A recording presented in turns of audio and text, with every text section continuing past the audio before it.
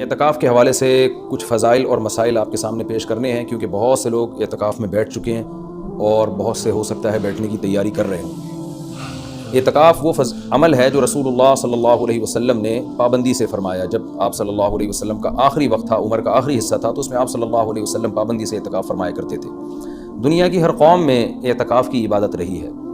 جو بت پرست لوگ ہوتے تھے وہ فَنَظَلُّ لَهَا عَاكِفِينَ، قرآن کہتا ہے کہ وہ بھی بتوں کے سامنے جو ہے وہ ادب سے اور اس خاص قسم کی حیت بنا کے بیٹھ جایا کرتے تھے۔ تو جب اسلام دنیا میں آیا تو اسلام نے ہمیں بتایا کہ ہم نے اگر عبادت کے لیے اپنے آپ کو باؤنڈ کرنا ہے تو ہم صرف اللہ کے لیے کر سکتے ہیں اپنے آپ کو باؤنڈ، اور وہ بھی مسجد کے اندر۔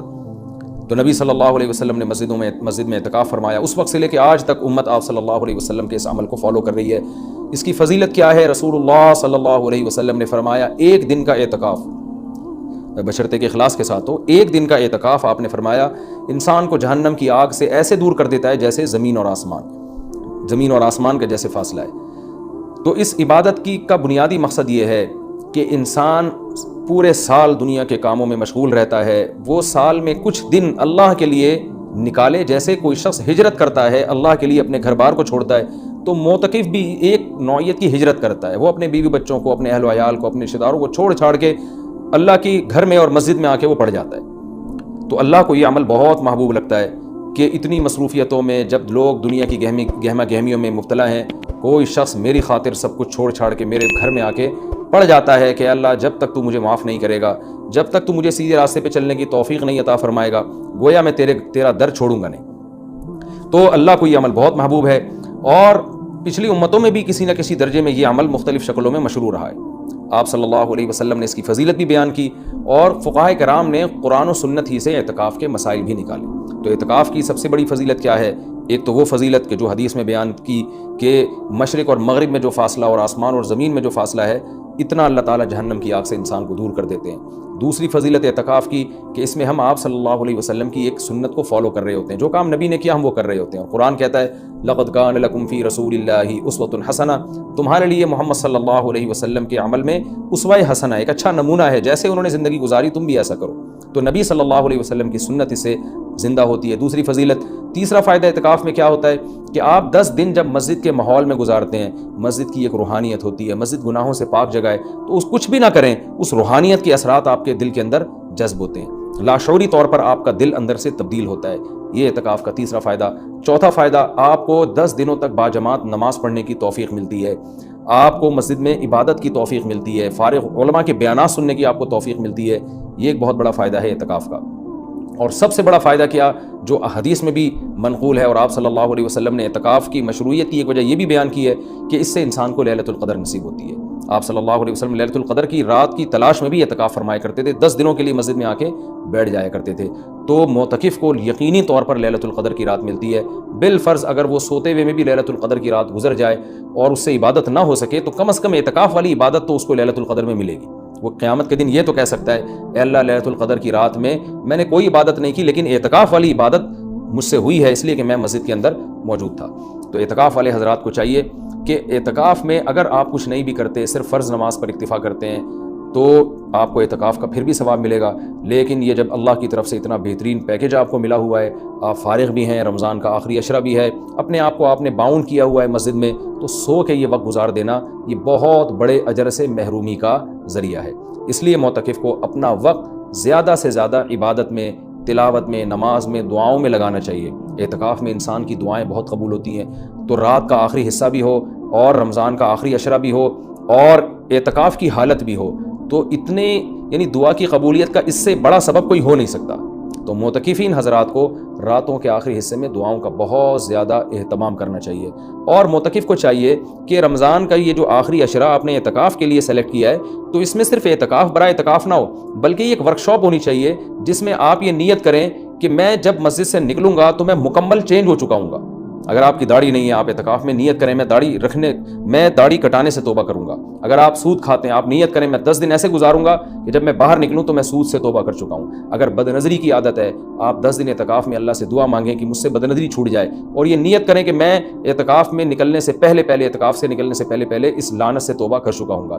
اگر آپ کو دھوکہ دینے کی عادت ہے, بد اخلاقی کی عادت ہے, ماں باپ کا دل دکھانے کی عادت ہے, بیوی کا حقوق نہیں ادا کر رہے, بچوں کے ساتھ رحمت والا معاملہ نہیں کر رہے, اخلاق خراب ہے آپ کے, ان تمام بیماریوں سے اور ان تمام گناہوں سے توبہ کا فیصلہ کریں. بلکہ میں تو یہاں تک معتکفین کو کہتا ہوں, جو میں نے علماء سے سنا ہے, کہ اعتکاف میں جس دن بیٹھیں سب سے پہلا کام آپ یہ کریں کہ اپنے گناہوں کی ایک لسٹ بنا لیں کہ بھئی میرے اندر یہ گناہ ہے, یہ گناہ ہے, نماز قضا کر دیتا ہوں, میں شراب پیتا ہوں, میں بدنظری کرتا ہوں, یا میں اللہ نہ کرے اور کوئی بڑا جرم کر رہا ہوں. تو سارے جرائم کی لسٹ بنائیں اور پھر آپ یہ نیت کریں اور وہ پرچی اللہ کے سامنے دعا میں رکھا کریں, اللہ یہ میرے جرائم ہے تو مجھے ان سے توبہ کرنے کی توفیق دے دے. تو پھر وہ اعتکاف حقیقت میں آپ کا اعتکاف بنے گا. اور میں نے اپنی زندگی میں دیکھا ہے کہ جنہوں نے صحیح طرح سے اعتکاف کیا ان کی زندگیاں ہمیشہ کے لیے تبدیل ہو گئیں. اکثر توبہ کرنے والے وہ ہوتے ہیں جو اعتکاف میں جا کر ان کو توبہ کی توفیق ملتی ہے. تو یہ بہت بڑی عبادت ہے, اس کا اہتمام کرنا چاہیے. دوسری بات, پہلے دن سے اپنا عبادت کا کوئی اسکیجول بنا لینا چاہیے. ایسا نہ ہو کہ آپ آگے بیٹھ گئے, اب سوچنے میں 3 دن گزار دیں گے کہ آپ نے کرنا کیا ہے. تو اپنا ایک اسکیجول بنائیں کہ بھئی تہجد کتنی, تراویح کی تو پابندی کرنی ہے, تہجد کتنی پڑھنی ہے اور کتنے پارے اس میں پڑھنے ہیں, یا کتنی مقدار میں تلاوت اس میں کرنی ہے, تسبیحات کتنی کرنی ہے, کون سی کرنی ہے, دعا کس وقت مانگنی ہے, کتنی دیر مانگنی ہے. یہ پورا ایک اسکیجول پہلے سے ہونا چاہیے آپ کا. کھانے پینے کی ترتیب تو پہلے دن بن جاتی ہے کہ سحری کون لے کر آئے گا, افطاری کون لے کر آئے گا, اور رات کا کھانا کون لے کر آئے گا, اور چائے کب پینی اور کون کس وقت لے کر آئے گا. یہ تو ترتیبیں پوری بن جاتی ہیں. تو یہ تو آپ باہر بھی کر سکتے تھے یہ کام. اعتکاف تو عبادت کے لیے ہے, تو عبادت کی ترتیب بنانا یہ چائے اور کھانے پینے کی اور پکوڑے اور سموسوں کی ترتیب سے زیادہ ضروری ہے اعتکاف میں. تو شروع میں اس کا اسکیجول بنا لینا چاہیے. اس بارے میں کچھ مسائل بھی ہیں کہ اعتکاف کن چیزوں سے ٹوٹتا ہے. پہلی بات تو یہ کہ اگر آپ کا روزہ ٹوٹ گیا تو اعتکاف بھی خود بخود ٹوٹ جائے گا. اعتکاف جب بھی ٹوٹے گا تو قضا 1 دن کی ہوتی ہے اس کی. جیسے کسی کا اعتکاف ٹوٹ گیا تو وہ اگلے ہی دن مغرب سے پہلے قضا کی نیت کر لے اور یہ نیت کرے کہ میں جو آج اعتکاف ٹوٹا ہے اس کی میں قضا کر رہا ہوں, کیونکہ وہ سنت اعتکاف تو اب اس کا ختم ہو جائے گا. وہ ایک قضا اعتکاف کرے اور پھر آگے نفلی اعتکاف کی نیت سے مزید دن اگر باقی ہیں تو مسجد میں بیٹھ جائے. تو وہ 24 گھنٹے روزے کے ساتھ قضا اعتکاف کی نیت کر لے گا, یعنی 24 گھنٹے اعتکاف ہوگا اور روزے کے ساتھ, روزہ جو صبح صادق سے غروب آفتاب تک ہوتا ہے. کن چیزوں سے اعتکاف ٹوٹتا ہے میں اس پہ تذکرہ کر رہا تھا. ایک, روزہ اگر ٹوٹ گیا تو اعتکاف بھی ٹوٹ جائے گا. دوسرا, بلا شرعی عذر اگر آپ مسجد سے باہر نکل گئے تو آپ کا اعتکاف ٹوٹ جائے گا. شرعی عذر کیا ہے؟ شرعی عذر ہے سب سے پہلے قضاء حاجت ہے. قضاء حاجت کے لیے آپ جا سکتے ہیں اور اس دوران چلتے چلتے باتیں بھی کر سکتے ہیں. رک کے آپ باتیں نہیں کر سکتے. آپ واش روم تک پہنچے, پتہ چلا جی واش روم کا دروازہ بند ہے, کوئی پہلے سے وہاں موجود ہے, تو آپ اس کے انتظار میں وہیں کھڑے رہ سکتے ہیں. اس سے اعتکاف نہیں ٹوٹتا. وہاں کھڑے کھڑے آپ کسی سے موبائل پہ بھی بات کر سکتے ہیں, آپس میں بھی بات کر سکتے ہیں. ہاں, بندہ باہر نکل آیا اور پھر بھی آپ موبائل پہ لگے ہوئے ہیں تو آپ کا اعتکاف ٹوٹ جائے گا, کیونکہ اب یہ آپ کا کھڑا ہونا یہ شرعی عذر کے بغیر ہے. وضو کے لیے آپ جا سکتے ہیں. جب آپ وضو کے لیے گئے تو نل کا کھولا آپ نے, وضو کے دوران آپ بات چیت کر رہے ہیں, اس سے اعتکاف نہیں ٹوٹے گا. وہ الگ بات ہے وضو کے دوران بات چیت نہیں کرنی چاہیے, لیکن اس سے اعتکاف نہیں ٹوٹے گا کیونکہ آپ نے اس بات چیت میں الگ سے ٹائم نہیں لگایا. وضو کے دوران ہی آپ نے بات چیت کی ہے, وضو آپ نے پراپر طریقے سے کیا, اور اب آپ وہاں بیٹھے بیٹھے وضو کی دعا پڑھ رہے ہیں یا کچھ اور پڑھ رہے ہیں تو اس سے بھی اعتکاف ٹوٹ جائے گا, کیونکہ پراپر وضو کرنے کے بعد آپ پر لازم تھا کہ آپ اٹھ کے مسجد میں آئیں. ہاں, جلدی وضو کرنا ضروری نہیں ہے. بعض لوگ وہمی ہوتے ہیں, وہ سمجھتے ہیں میں اعتکاف سے مسجد سے باہر نکل کے وضو کریں تو بہت اسپیڈ میں کریں. ایسا کچھ بھی نہیں ہے. تمیز سے, آرام سے, شرافت سے, اعتدال سے آپ وضو کریں, جو پراپر طریقہ ہے وضو کرنے کا. جب آپ وضو میں قلی کر رہے ہیں تو اس دوران آپ ٹوتھ پیسٹ یا برش بھی کر سکتے ہیں مسواک کی نیت سے. ہاں, وضو کرنے کے بعد الگ سے ٹوتھ پیسٹ یا مسواک کرنے کے لیے مسجد سے باہر جانا, اس سے اعتکاف ٹوٹ جائے گا. وضو کے دوران وضو ہی کی نیت سے یہ کام کیا جا سکتا ہے, تو اس سے اعتکاف نہیں ٹوٹے گا. اسی طرح اگر کسی کے لیے گھر سے کھانے پینے کا انتظام نہیں ہو رہا, کوئی لا کے دینے والا نہیں ہے, تو وہ مجبوراً کھانا کھانے کے لیے بھی باہر جا سکتا ہے, کیونکہ یہ کھانا بھی انسان کی بنیادی ضرورتوں میں سے. آپ ہوٹل سے کھانا خریدنے کے لیے مجبوری میں جا سکتے ہیں اور لا سکتے ہیں. غسل کے لیے, فرض غسل کے لیے تو اعتکاف سے باہر نکلنا بالکل جائز ہے. سنت غسل کے لیے جو راجح قول ہے, جو دلیل کے لحاظ سے قوی ہے, اس کے مطابق سنت غسل کے لیے آپ اعتکاف کے لیے مسجد سے باہر نہیں جا سکتے, چاہے وہ جمعے کا دن ہو یا کوئی بھی دن ہو. راجح قول بہرحال جمہور کا قول یہی ہے, اگرچہ کچھ علماء دوسرے قول کے بھی قائل ہیں, لیکن جو راجح قول ہے, جو جمہور کا قول ہے, جس پہ فتویٰ اب تک دیا جاتا رہا ہے, وہ یہی ہے کہ آپ غسل نہیں کر سکتے. ہاں, یہ ضرور ہے کہ اگر آپ واش روم میں گئے اور وہاں کوئی غسل کا بھی انتظام ہے, جیسے اٹیچ باتھ روم ہوتے ہیں, تو جتنی دیر میں وضو کرنے میں ٹائم لگتا ہے اتنی دیر میں آپ اگر غسل کر لیتے ہیں تو آپ کا اعتکاف نہیں ٹوٹے گا. اور ظاہر ہے یہ جب ہی ہوگا جب بغیر صابن کے آپ غسل کریں, جلدی جلدی کپڑے اتار کے بس پانی بہائیں, جتنی دیر میں وضو کرتے ہیں اتنی دیر میں, تو وضو ہی کی نیت سے آپ غسل بھی کر لیں تو پھر اعتکاف نہیں ٹوٹے گا. لیکن اگر آپ نے ٹائم لگا لیا تو ٹوٹ جائے گا.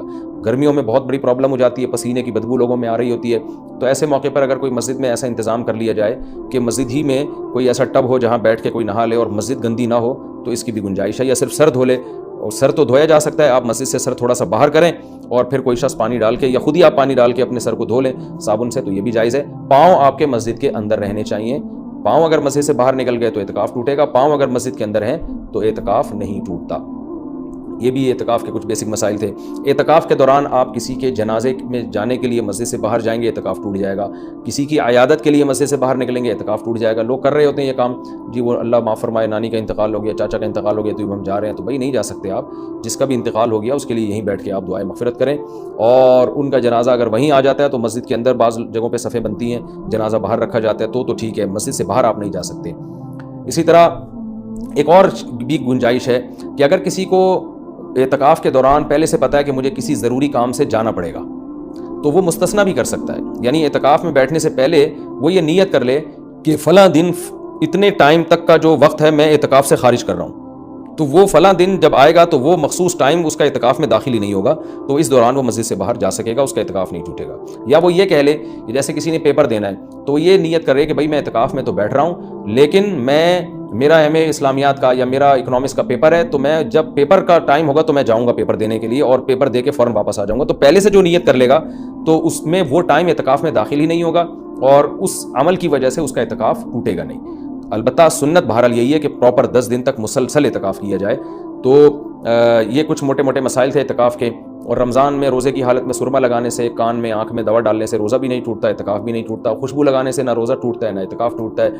باتیں کرنے سے بھی نہ روزہ ٹوٹتا ہے نہ اعتکاف ٹوٹتا ہے، لیکن اعتکاف میں زیادہ باتیں نہیں کرنی چاہیے، عمل کو زیادہ فوکس کرنا چاہیے۔ اور اگر کوئی گپ شپ لگاتا بھی اعتکاف میں تو اس سے کچھ نہیں ہوتا، لیکن اعتدال سے مسجد کے آداب کا خیال کرتے ہوئے۔ تو اعتدال سے اگر کوئی مسجد میں رہے اور مسجد کے آداب کا خیال کر کے بات چیت بھی اعتکاف کے دوران کرتا ہے تو یہ ناجائز عمل نہیں ہے۔